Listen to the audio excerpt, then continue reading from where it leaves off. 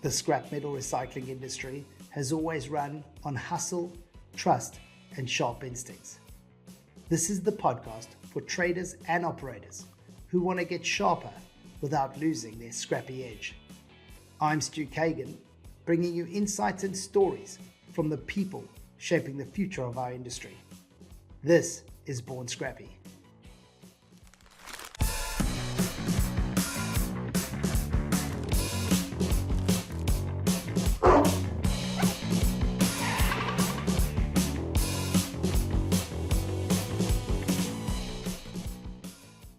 Michael Lyons, welcome back to Born Scrappy. Now it's season 5. We're excited to have you back on. Thank you, Stu. It's a great pleasure to be with you again. I'm looking forward to our chat. Michael, if I go back, I think it's 3 years now, we had you on. It was season 1, and it was the first 3 episodes. We didn't choose who went first, second, or third, but it was the 3 amigos. It feels like a lifetime ago. Indeed it was. Indeed it was. It might feel like a lifetime ago. I'm going to give it to you, but it's only 1% to me at my age.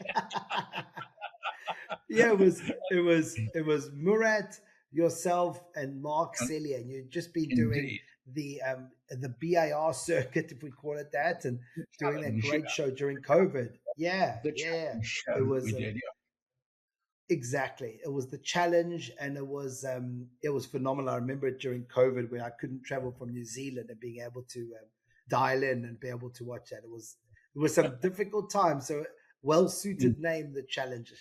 That's for sure. Indeed. Michael, for those that didn't listen to season 1, we've got a lot of viewers since then, and maybe not everybody went back to season 1. A lot of people know the name Michael Lyons, but talk us through, what were some of the positions you held? How did you even get into this industry? And give us an example of some of the big trades you've done in your lifetime. Okay, well, let me put this in context. Interestingly, Stu, before we start, really, is the title of this particular episode, which is Mistakes and Tough Times, which in my case is probably a metaphor for my career, because as many of your viewers won't know, because, of course, a lot of them have come into the industry either at the tail end of my career or after I've even retired. So they're probably thinking, who is this old fart who's going to talk to them today? But my career really had 2 distinct elements to it, which is why it's relevant to some of your questions today. In the first half of my career, I came into the business very young, at 17 years old, into the partnership, as it was then, of Philipp Lion, which was a dual activity company. We were ring-dealing members of the London Metal Exchange, and also one of the largest, if not the largest, trader internationally of non-ferrous scrap around the world, with pretty well every country that didn't have import or export controls we were doing business in. And ultimately, I came to be the owner, basically on my own, of the company, and pioneered the opening up of the markets in China in particular. We were the first people into China, and I was doing business there with the state-owned enterprises, including converting copper, which put the first copper on the London Metal Exchange, of copper cathode that was produced out of China. This is going back to the late 1970s, early 1980s. And of course, in South Korea too, we were very active, and India as well. Those were big markets. Japan and Taiwan were the other ones at the time. The volumes in those days, I mean, it was a very different market. You didn't have communications as you do today, which meant it was a very opaque market, which was, from a trader's point of view, much more attractive than today's conditions, to be quite candid with you. Absolutely. And we were certainly, and I'm not saying to be boastful, but just to put it in context, we were very much probably the biggest operators. We had enormous control of the marketplace. Even people like the company that you worked with in South Africa, though I think a little after your time, came through us to go to markets. And it was an enormous activity. We were doing, literally having contracts of 5,000-10,000 tons of copper scrap a month into Korea and China at the same time. And these were very, very big quantities, which was possible because a lot of it fed through us into the marketplace. But that came to a very sticky end, unfortunately, for a host of reasons, some of which will come up in the examples we're talking about here today. It was extremely traumatic for me. I'd like to put in context what we talk about today. None of what I say is to in any way try to minimize my role or place responsibility in other people's terms. I was the chief executive and chairman, and as such, the buck stopped with me, and that's the way it was, and also meant in my career exactly that happened. So then the second half of my career, when I came back after a few years into the market, the encouragement of some of my friends in the industry, was with Sims, or Sims Metal Management as it became at that time. And basically, I was chairman of their company that we set up in Hong Kong, that basically was responsible for the trading and marketing of all of their non-ferrous scrap and risk management, including hedging, et cetera, for some 18 years that I was involved with Sims. I was never an employee. I was always actually an exclusive consultant, but I was also chairman of one of their major companies from that point of view. And the lessons I'd learned in the first half of my career that came to such a painful end were, as I always tease them, their benefit, as it were, was a result of my misfortune, if you will. Anyway, I hope I put that in some context for you. Michael, that's exactly what I was hoping to hear. I mean, it's the reason why I've reached out to you. I said to you just before we started recording, I've been thinking about, while writing my book, so many lessons have come about from mistakes that I've made or have seen made, or terrible markets or tough times. And I thought, who can I have on? And then I was thinking about the experience you have had and the roles that you've had. And even if somebody like you is able to make these sort of mistakes that hopefully we'll go through in this discussion, anybody who's starting out or anybody who's been in this for 10 or 20 years can expect to be making mistakes themselves. Well, as you say, everybody makes mistakes. There's an old saw that if you're right 51% of the time, then you're a winner. That, of course, is actually complete bollocks because, of course, you can get it right 95% of the time, and the mistake you make is so big it takes the whole thing out. So that's not actually true. But everybody does make mistakes. And as I said to you before we started recording, Stu, perhaps my best service I can provide to your viewers is the fact that as I am basically retired now, I'm not exposed to the risk of fessing up to exactly the things that went on as I understood them to be, because I have no skin in the game anymore. It's difficult for people who are obviously still active. They want to be authentic with you, but it's difficult for them. And even in corporate setups, as so many of the companies are today, some of their shareholders or managers or CEOs might get quite cross with them if they were as authentic as they would like to be. I can give it to you, as it were, as honestly as it's possible to be, because it doesn't matter to me anymore. Or as I said to you, I think in common parlance today, they'd say, well, I'm really based, man. All right, Mike, let's jump into it then. Michael, tell me, what was the worst week in your experience? Take me back to the worst week of your career. Describe it for me. What were the days like? What was it like sitting at your desk? Just put us in those emotions. Well, again, as I want to say to you, and I do want to make this clear, that I'm not trying to exonerate any of my actions in the collapse of Philipp Lion, because it was at the time a cataclysmic event, obviously, particularly from my point of view, from the industry point of view, not least of all because we were such big players. I remember Metal Bulletin at the time having this quote, which I had to live with after, which was that we thought they were the Bank of England. And so when we went into liquidation, it had an enormous impact on the market at that time. Interestingly enough, the one group of people it didn't affect was the LME, because a lot of people said, oh, it must have been speculation. It wasn't speculation at all, and we'll come to the things that were the mistakes. But the short answer, and so none of the LME people lost any money out of the collapse of Philipp Lion, which is a damn good thing, because it means I still to this day have a wonderful relationship with the LME and the people there and all the brokers there, so thank goodness for that. But the worst week of my life was a week in early April 1991, when suddenly I got a call. I was overseas at the time, from my CFO at the time, telling me that, not to put too fine a point, despite the enormous credit lines we had with, I think, 7 or 8 international banks, we'd basically run out of money. And it was the beginning, well, obviously it was the beginning of an extended period of horror from my point of view. It actually lasted several years, to be quite honest with you. But that first week was absolutely devastating, because it completely destroyed, obviously, my confidence, my belief in certain people, and obviously, worse still, their belief in me. The reputational impact was horrible. never mind the practical impact. I mean, it had an effect on me, obviously, materially. I lost everything at the time, which obviously impacted my life for many years to come. But it was the sheer shock of it, because no, I did not see it coming. See, a lot of people said afterwards, second guessing, oh, you must have known, and what did you do? And I mean, that dreadful accusation they had of, oh, you must have been hiding money under the floorboards of your house. They were all complete rubbish. In fact, I was putting money into the company, not taking it out. Again, I want to stress, for those very few people that are still around who remember those times, who may have a different recollection of in the immortal words of the late Queen Elizabeth II, when referring to the comments of the dreadful Prince Harry and that awful woman he's with, recollections may vary. And that would probably be true if there were any people around today who remember those times, some of whom might still be angry, and not without reason at the time, no question about that. And as I say, the buck stopped with me, but it was awful. It's difficult to describe what a nightmare it was, quite frankly. It was so cataclysmic.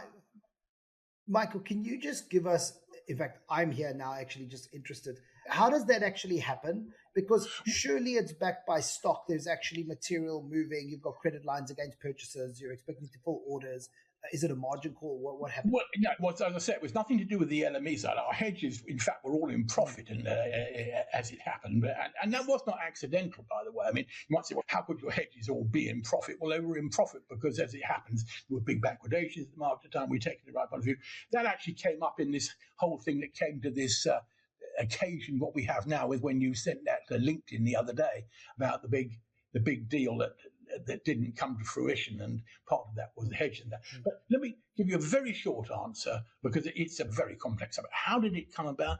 The short answer is that basically we were handling, as I say, enormous volumes, far more than practically anybody else, because whilst there were some big shippers from the US, and we shipped enormous quantities from all over the world, including the US. A lot of the people who today export directly used to go through us, same in South Africa, of course, and all over the world. I mean, literally went through us. So we had very, very big credit lines, and basically we would actually obviously be basically traders in those days, and even today, if they're doing that, if they're real traders, are fulfilling the role of merchant bankers, basically. They're financing, they're taking the financial position that other people can't take. So what actually happened was we got to a point where we simply didn't have any more credit lines to put through the business. And then what we discovered was, and not to make this too complicated, we had two ways of measuring how profitable a company was. One was the direct way of looking at profit and loss in a normal way, and the other was that we'd got involved and understand it's with very early days of software. And we had worked with a company that no longer exists, who developed a software program for us, which, not to put too fine a point, had faults in it. And as a result of that, it was suggesting that we had profits that weren't actually there. Now, that was part of it. The other part of it, which came out much later, was that certainly one trader was a great disappointment to me and had been hiding an enormous amount of deals where there had been claims where we'd ended up paying out to the buyers, but not managing to recover it from the suppliers. And we can say that some of that was maybe incompetence, and some of it maybe was more than just incompetence. I don't need to spell it out to you. And you don't need to be a genius to figure out if you're in a trading business. The margins were much bigger then, by the way, than they are today. Now, the profit margins that people work on today as traders are what we used to pay an agent in commissions who wasn't taking any risk. But basically, even so, you don't need to be having many trades where you haven't input the losses that resulted from claims to finalize deals to suddenly find what you thought were highly profitable transactions, in fact, were running at losses. And so the losses had built up over a period of time that were going quite simply undetected because the software wasn't, A, picking up stuff, and secondly, the traders were making sure, look, garbage in, garbage out. If you don't put the stuff in, then you don't know about it. And I don't want to say traders, because it really wasn't plural. It was one in particular, at least one, maybe two.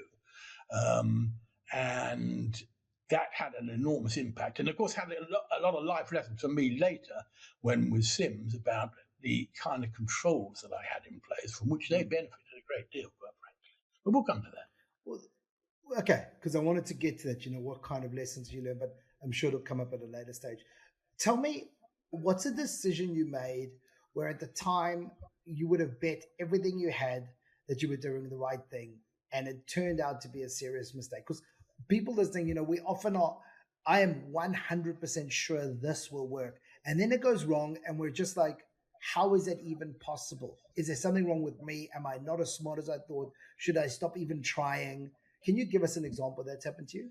Well, I think it's interesting you say that, because I always have maintained, and certainly when I was working with the board at Sims, and I had quite close relationships with the board there in terms of risk management, which I became responsible for, where I improved the controls a great deal, that risk itself is not the issue. The biggest problem is recognizing the risks you have. I mean, there's so many times people have said afterwards, oh, I never understood, I never realized. Well, the responsibility is to understand your risk. In our business, by definition, you have to take risk. If you didn't have to take risk, every klutz could be doing it, couldn't they? I mean, what differentiates us as traders or even operators is that specialization and the capability to deal with things other people couldn't do and take on the risks that are involved. So the biggest problem that existed and still exists today is recognition going into transactions of quantification of what those risks are and saying, okay, those are the risks that I'm prepared to take.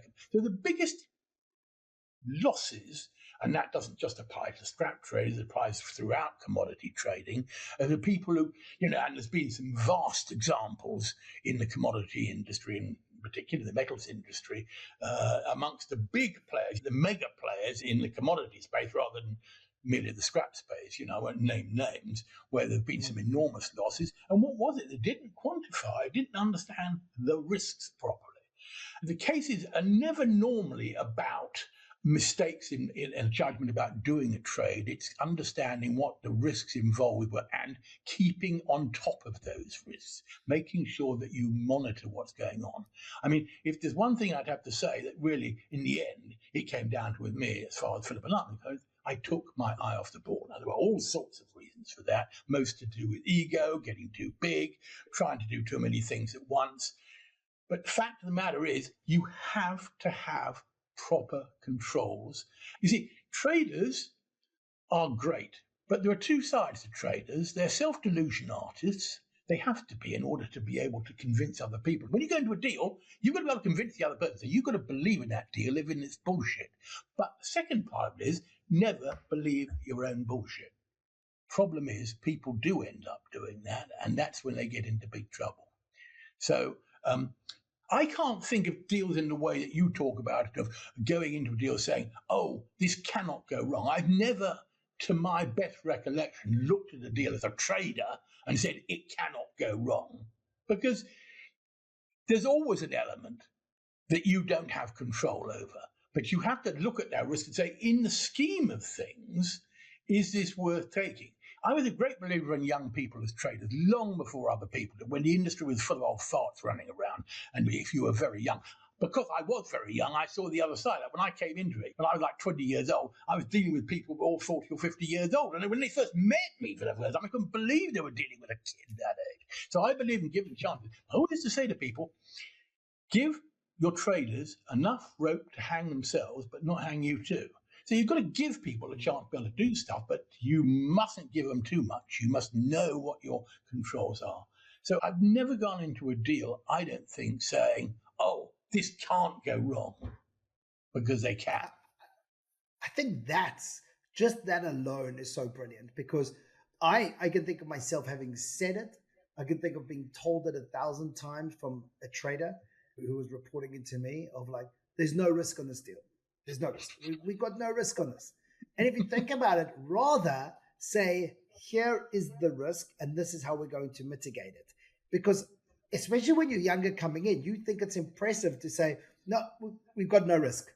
Rather go through how you have mitigated that risk, because that is way more impressive.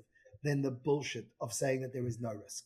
Well, as you know as well as I do, Stu, that anybody will tell you that trading and markets are all about greed and fear.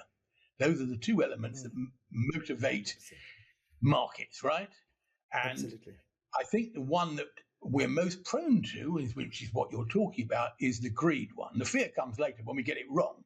But the greed bit, and that is what one does have to be guard against. Because maybe we should go down your list here of things. But I mean, classic examples there are cases where you see an opportunity.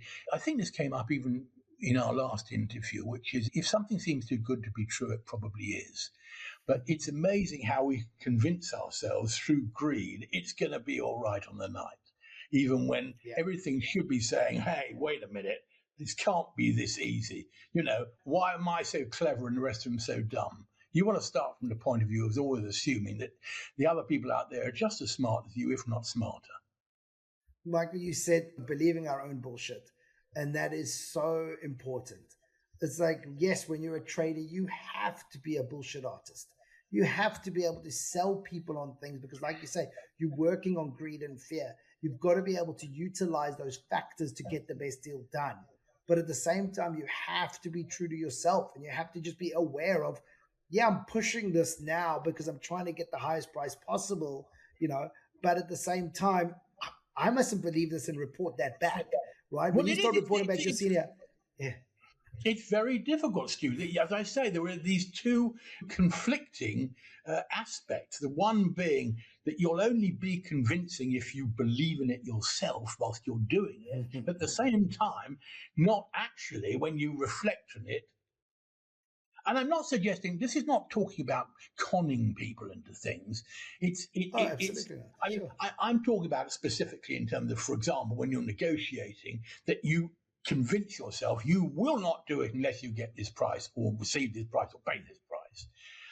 Because if you go into it thinking, oh, well, I'm actually prepared to do this, that's what you're going to end up giving them because that's the way it works. But you mustn't confuse that with essentially saying at the end of the day, basically, I rule the world, I'm God, I can do it. Nobody can beat me.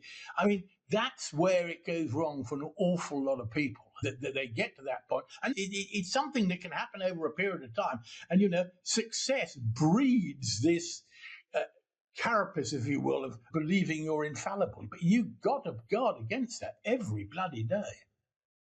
Well, I mean, this is exactly what I wanted to go to now, which was, I believe that your ego is the biggest enemy for any trader.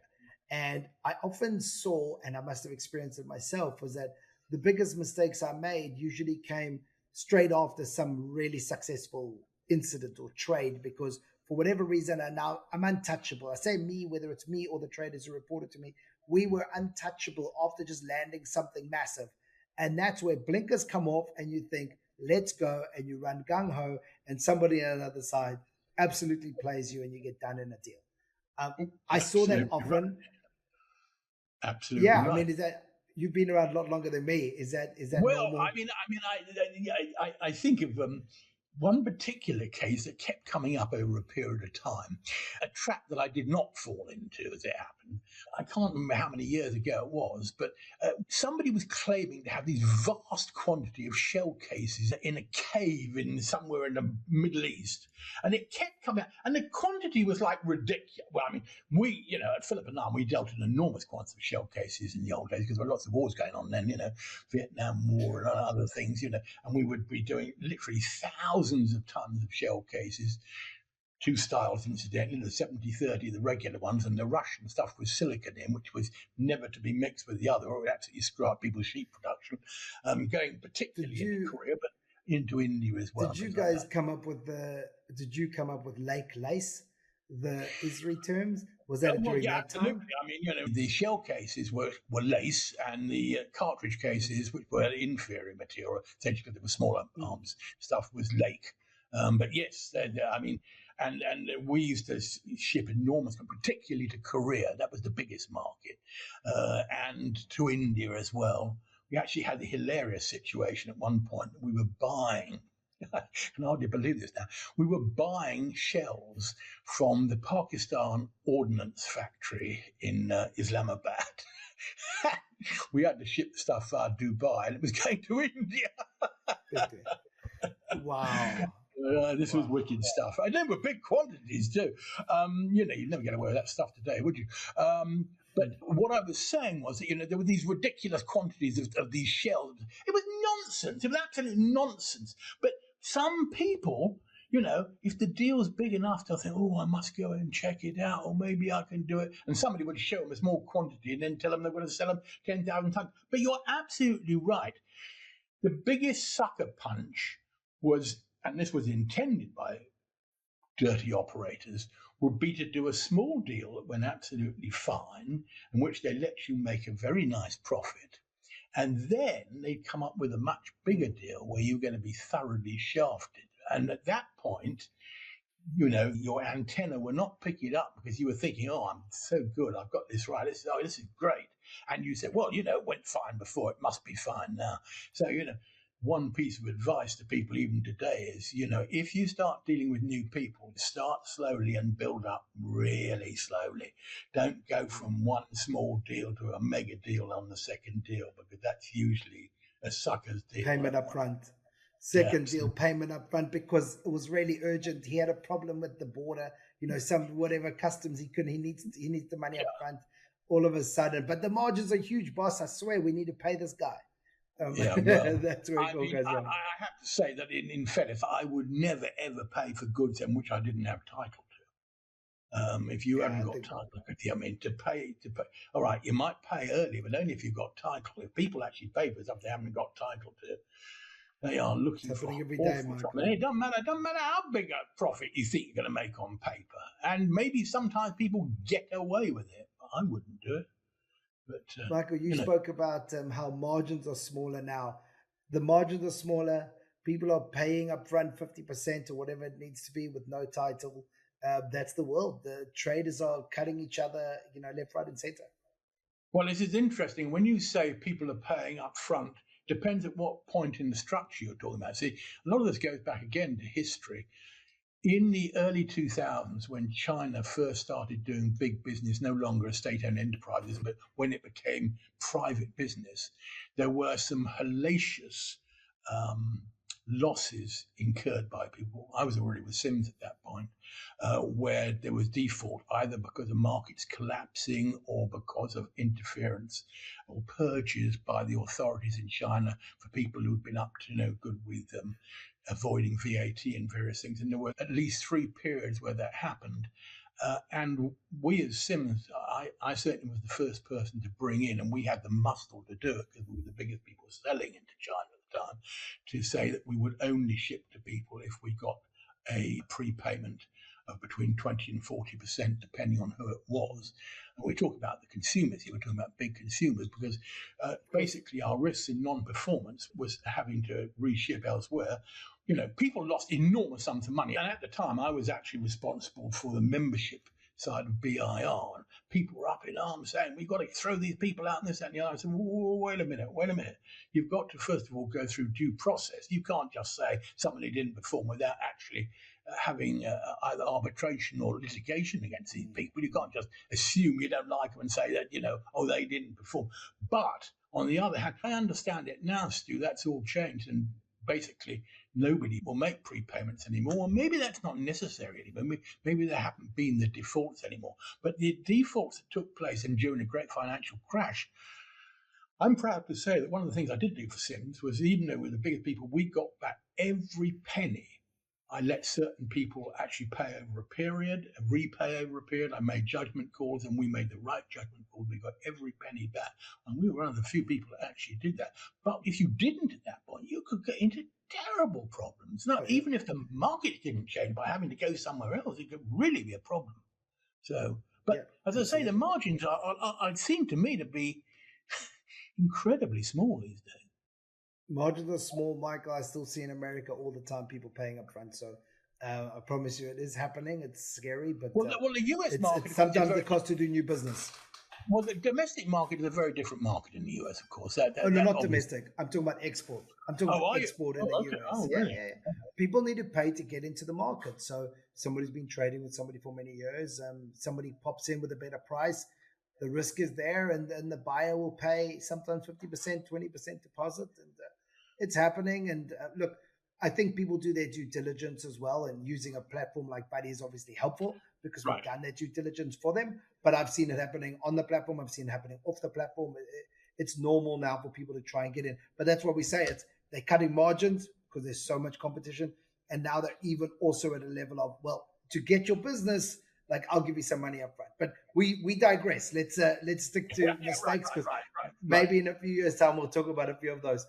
Tell me, let's talk about people. Michael, you've been surrounded by people all this time. This isn't a solo game. You've had buyers around you, traders, partners, consumers, everybody. When it comes to making people decisions, when is there a time that you've got this most wrong?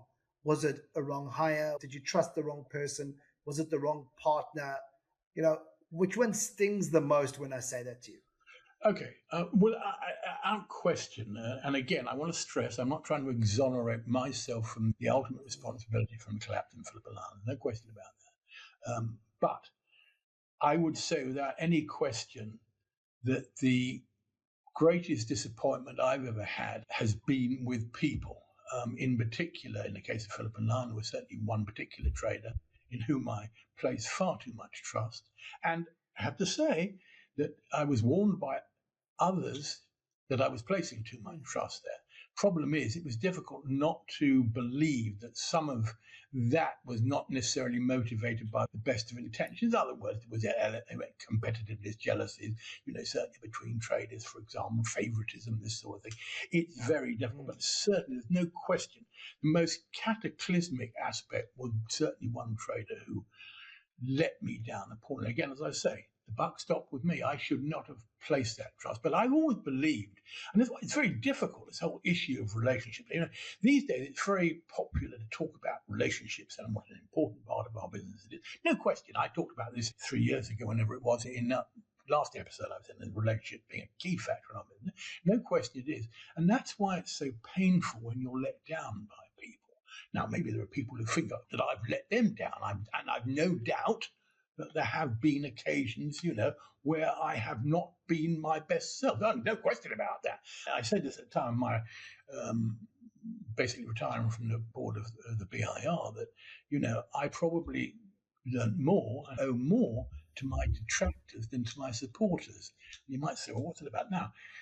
My detractors may have had many reasons. They just didn't like me, or they were jealous, or they didn't think I deserved whatever recognition I have. But the fact of the matter is, you learn far more from your detractors, because if there's something they can use to create that criticism, it's because there's something you're not doing right. But having said all of that, there's no question that I've always believed in loyalty, in friendship. Friendship is about loyalty. Everybody can be friendly with you when everything's going right. And God knows, if you're successful, you discover people who are all over you. And I saw that twice over. When Philipp and I were very successful, all sorts of people being all over me, and then suddenly forgetting my name when it all went wrong, until I started being an important factor at Sims. And then suddenly they all remembered, what's going on?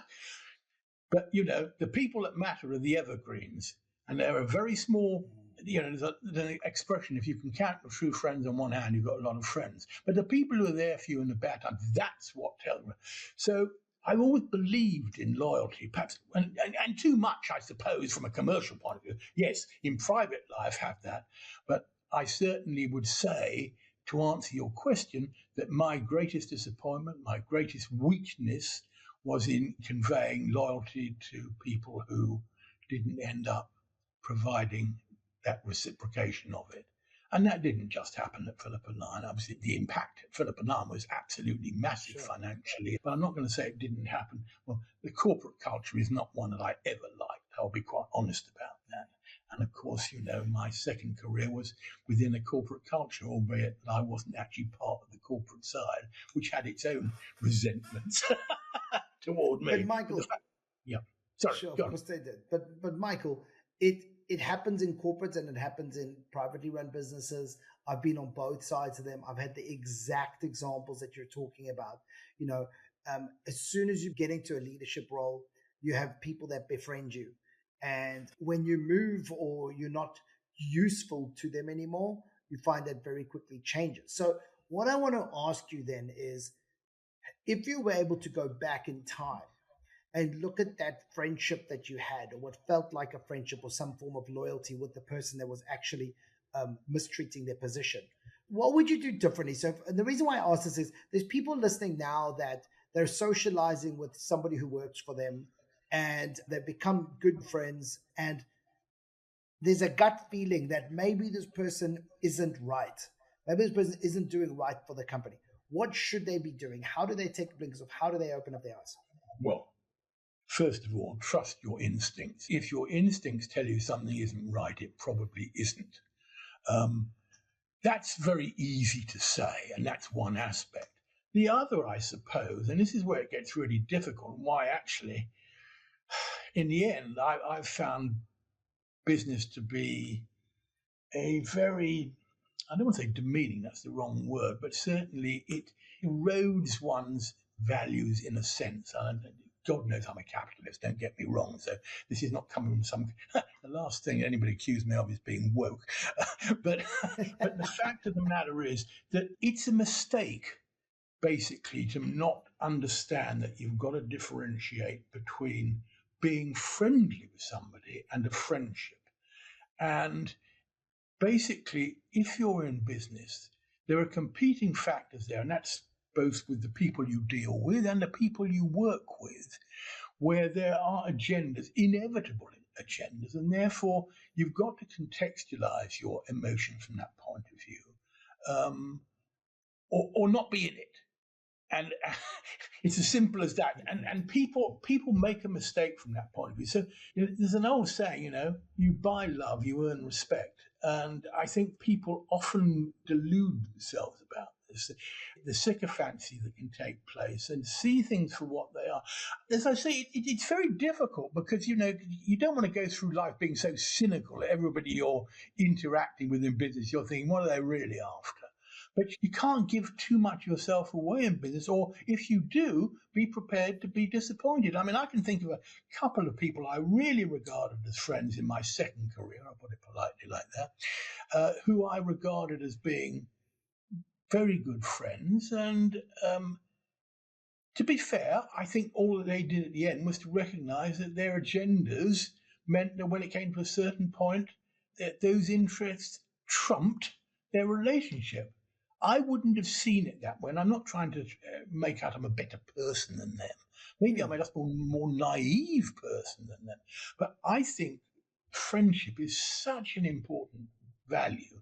So I say, make a distinction between friendships really outside business and being friendly with people, which is something you do in business. And they're definitely two different things. And I have one pal who is a pal to this day, who I won't mention who it is, because I always say the reason we've always been such good friends is because we never did a pound of business together. And that was a choice on both our parts. So there, it was through business, but we were able to be friends because we were in the same business, but we didn't do business together. In fact, we knew each other well enough to know we shouldn't. Yeah. No, I love that. Tell me, Michael, let's run through what the first 24 hours of an experience like this feels like and what you go through. So not a theoretical answer, but what actually happens, and choose any incident that you wish. But in the 24 hours of, maybe it's on the Philipp Lion, when you get that phone call, who are you phoning? Who do you not call? What do you say to the team? How can people learn from what you did or what you didn't do? Of course, this was a massive case. Well, obviously, and here, I have to make a distinction from your viewer's point of view here, that when you're running a company, even if you're a trader, I mean, I'm innately by background a trader. That's what I grew up with. Trading was what my first forte was. The fact that I then ran trading companies then changes your role. And whilst you might get involved in very big deals, and I did, both at Philipp and Sims, if they were really big, I would get involved. But basically, I had a trading team who reported to me. So in that first 24 hours, and Philipp Lion was obviously the case I'm going to take, my first reaction on being informed by the CEO of the situation was to get in contact with the banks, because one had to talk with them and see what one could do. And interestingly enough, memory best served me, there were 8 banks. Interesting thing was 7 out of the 8 were prepared to support us with new ideas that had to get through the situation. And the eighth one was the oldest bank we'd banked with in our partnership days, going back 60, 70 years. I don't mind saying now, but it wasn't the same bank then, it was NatWest. And they wouldn't back us. And they had been the longest serving ones, and they wouldn't back us. And the other bank said, well, it's got to be all of us. And I understood that. So, but the first 24 hours did three things. One was to talk to the banks. The second was to talk to our lawyers, because they didn't want to be crossing the line of trading insolvently, because that had legal implications. But be very careful about that. And third was basically talking to the team. And it was difficult because, one talked to my fellow directors, as they were then, who were members of the trading team. But it's a very fine line, because we couldn't obviously tell everybody in the company, because obviously we're trying to get through it. And you're only as good as your reputation. In the trading business, if it gets out that you're in problems, that's the end of it. And I've seen examples of that in very, very big cases, much bigger than, in the commodity business. Seen big examples of this, where once the confidence goes, you're out of business, basically, because you're only as good as people trust. I mean, you're the bank. You're the bank for people, as you said earlier. You're literally playing a financial role. If people feel they can't trust you with their money or to get paid, you're out of business. Well, it's an ironic thing. This is the old lie, isn't it, about banks? They give you an umbrella when it's sunny, but take it away when it's raining.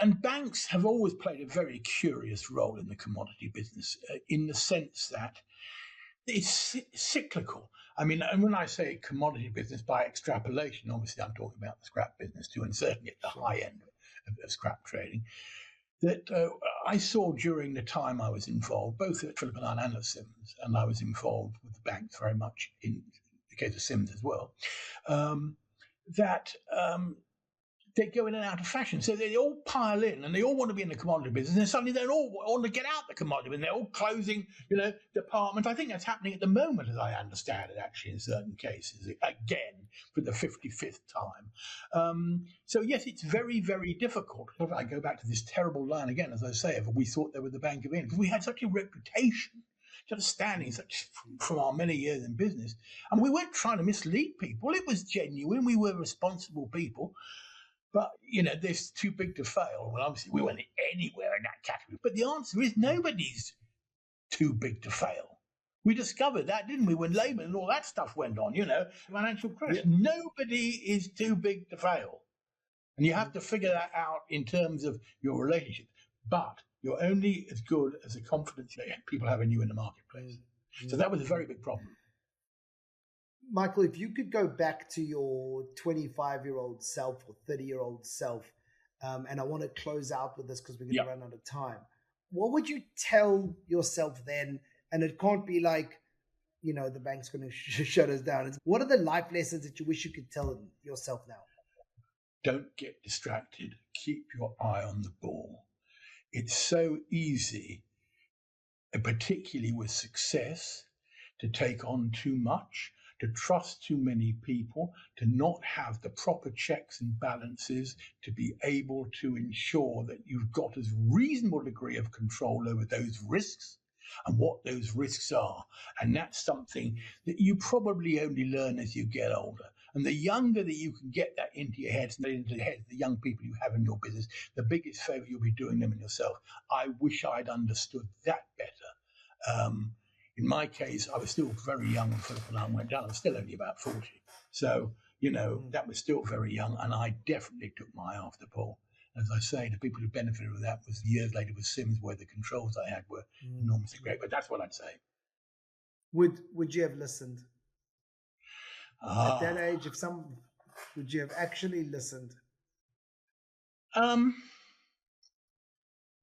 Probably not. Or not. No, I would have listened, but would I have really have understood? It's a bit like kids only understand how dangerous electricity is when they poke their fingers in the electric plug point. In a sense, sadly, we really only ever do learn by experience. What I hope I've contributed a little to today in our discussion is providing a little bit of insight into people who haven't gone through some of the pain I have, so they avoid a bit of that. But you know, the last word I'll say on this, both since I've been a consultant or even earlier days, so many people have asked me for advice, but most people don't want advice. What they actually want is validation of the opinions they already hold. So if you're validating what they already believe, they're listening to you like mad. The moment you're telling things that they might think aren't quite right, they stop listening, unfortunately. So be a good listener. That's what I'd say. I totally agree. That's a great way to end, Michael. I think what really hits home to close this out is, I think the main point of this whole masterclass was you learn through mistakes. So they're normal and they're actually good for you. So yes, we can learn from things that Michael has told us now on the show, but just know that every time you're going through a tough time and things feel dire and the world's going to end, that's a learning opportunity. Make sure you actually learn, though, from them. Well, yeah, you could say you profit as much from your mistakes as you do from the bottom line where you profit monetarily, because those are the things that enable you to make money on the next deals. Absolutely. Michael, this has been great. This is why I called you on for a second time. I think in a couple seasons' time, we'll have you on a third time. Thanks so much for joining us, Michael. That's it for this episode of Born Scrappy. If you have any questions, stories, or topics you want us to dig into, send them my way. Until then, keep it scrappy.